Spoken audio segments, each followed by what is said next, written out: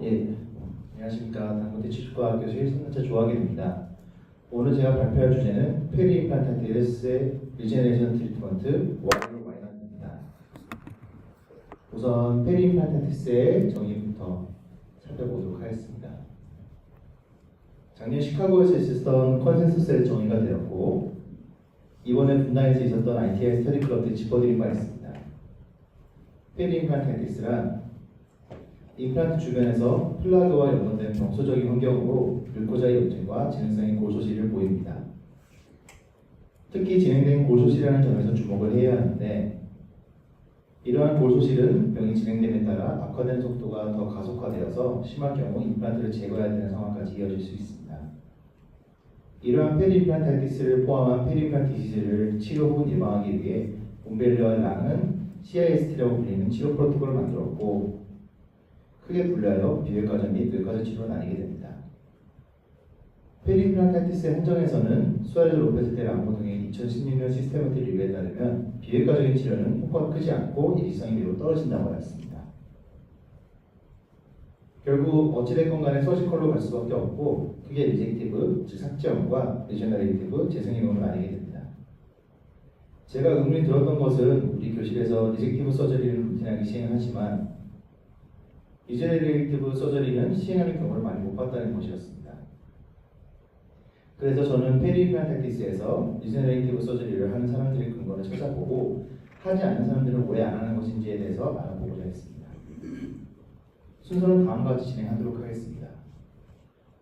먼저 임플란트의 오세오 인테그레이션에 대해서 알아보겠습니다. 우선 오세오 인테그레이션에 대해서는 워낙에 시간이 많이 흐른 만큼 여러 정의가 있지만 현재 제일 널리 쓰이는 정의는 알브렉슨 등이 제시한 임플란트와 볼 사이의 직접적인 기능적, 구조적 연결인 것 같습니다.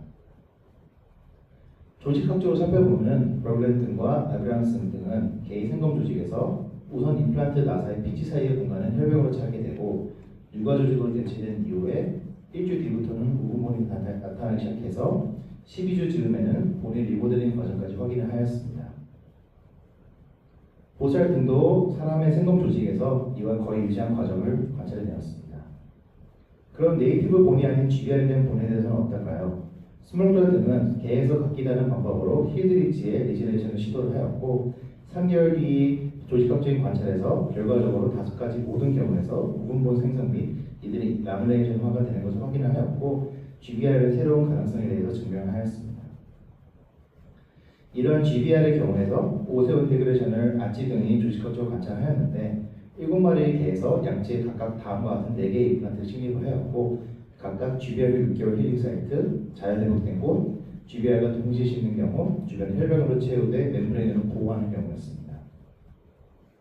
8개월과 16개월의 조직학적으로 비교를 하였을 때 모든 군에서 BRC는 유의한 차이가 없었고 GBR 시행한 군끼리 비교했을 때도 스테이지로 GBR 한 경우가 신생골이나 오스테오 컨덕션의 정도가 더 우월하긴 했지만 결국 모두 비슷한 오세오 인테그레이션이 되는 것을 확인하였습니다.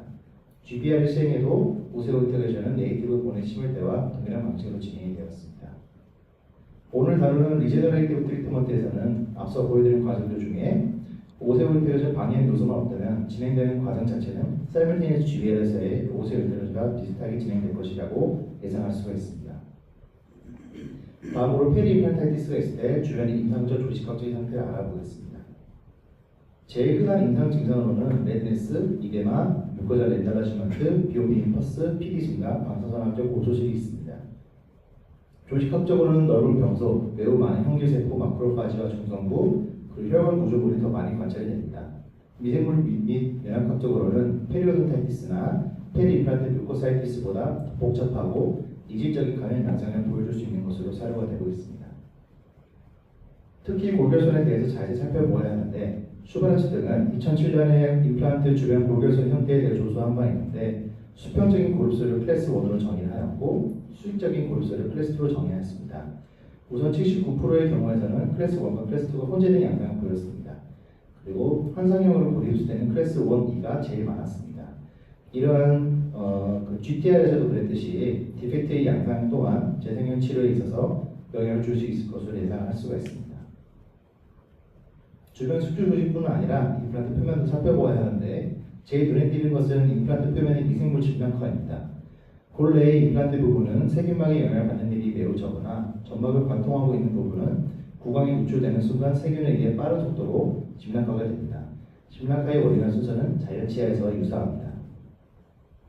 치석 같은 경우 직접적으로 임플란트 표면과 붙어있는 치석은 치음 면상이 치음 연화보다 많고 구강으로 노출되지 않으면 그 양이 많지는 않습니다. 자연치와 비교해서도 덜 견고하고 쉽게 제거가 가능합니다.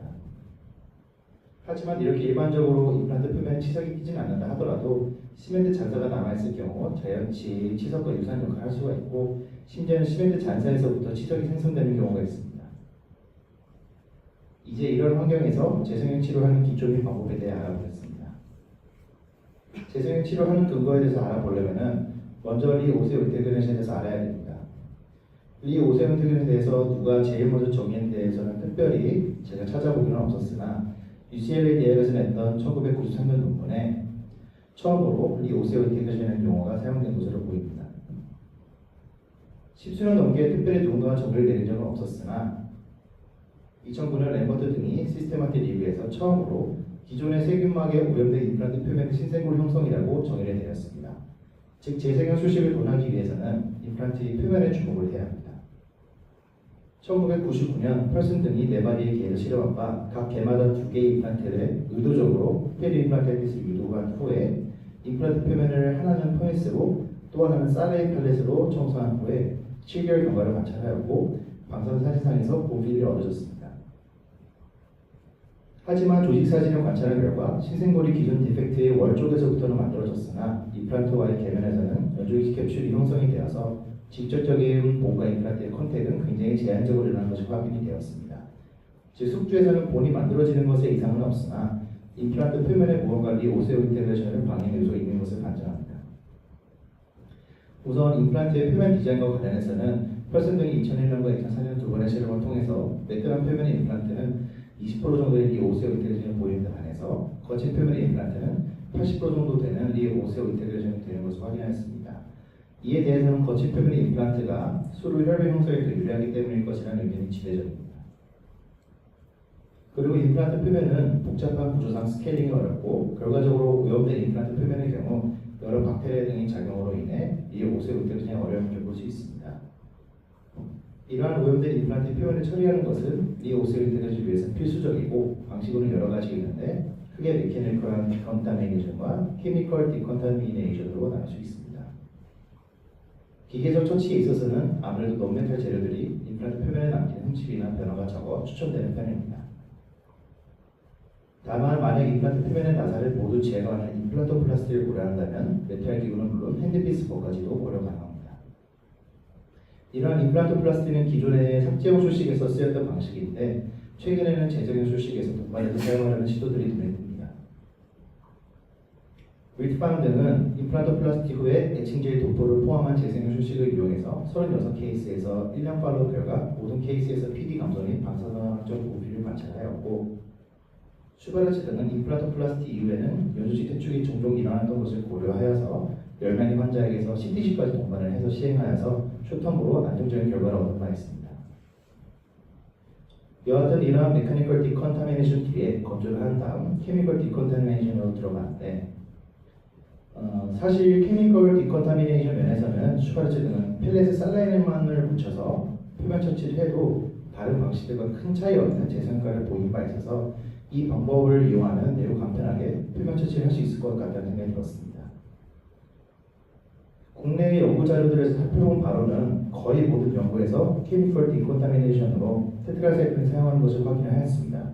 저희 교실에서도 대부분의 선생님들이 재생형 치료건, 삭제형 치료건 테트라사이클을 사용하고 있는 것을 알고 있어서 많은 공통점을 느꼈습니다. 여러 리뷰 논문들을 정리한 바로는 특정한 어느 하나의 방법이 명확하게 우위에 있거나 하지 않습니다. 확실한 것은 아무것도 하지 않는 것보다는 무언가를 하는 것이 훨씬 더 좋은 결과를 보인다는 것입니다. 한편 2006년 슈바르츠 등이 해당 연구진이 분류했던 클래시피케이션에 따라서 클래스 1B, 1C, 1E에서 재생치를 시행하여 비교한 결과 클래스 1E에서 제일 이상적으로 개선된 양상을 보였습니다. GTR에서의 디펙트의 모양에 따른 분류처럼 많은 에비던스가 있는 것은 아닙니다만 많은 학자들이 디펙트의 컨테인트 연구가 재생 치료 결과에 큰 영향을 줄 것으로 예상을 하고 있습니다. 다음으로는 재료의 상황별인데 크게 멤브레인만 이용하는 경우, 봉그래프트만 이용하는 경우 둘 모두를 이용한 경우를 둘 수가 있습니다.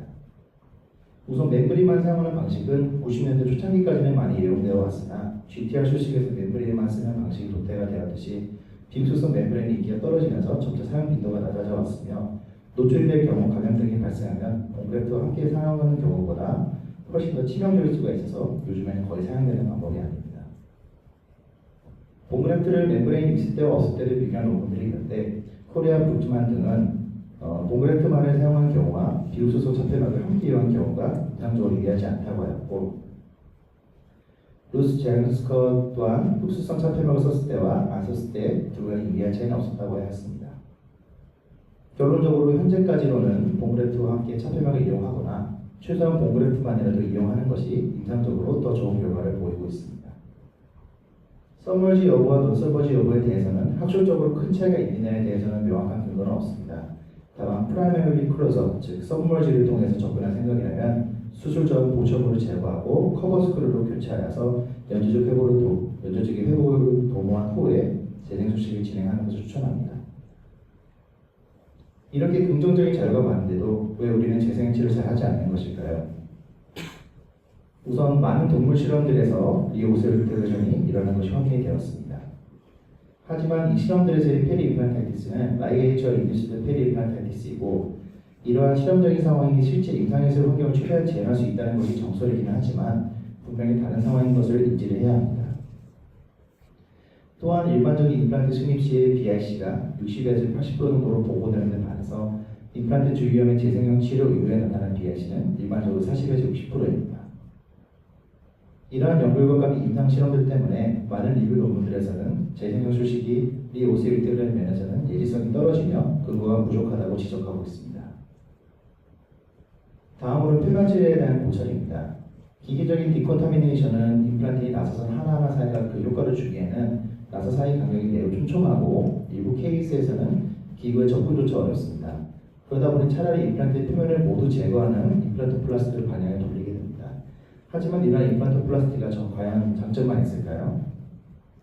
다음 조직 사진은 임플란트 플라스틱의 스테인리스 사진으로 우측의 사진처럼 티타늄 잔사가 연조직에 박혀 있었고 그 주변으로 염증세포들이 침행되어 있는 것이 확인이 됩니다. 이러한 남아있는 잔사로 인해 오스테올라이트 사이토카인이 집중된 연구가 나오기도 했으며 결과적으로 직접적인 임상적인 유해 영향을 준 바는 아직 확인되지는 않았습니다만 역으로 말해서 아직은 더 롱텀 팔로우업이 필요한 실정이기에 임플란트 플라스티와 같은 과도한 티타늄 잔사를 유발할 수 있는 수식은 위험할 수 있다고 사료가 됩니다. 임플란트 플라스티는 또한 뇌로 임플란트에서 피스처리 파절에 영향을 줄 수가 있습니다.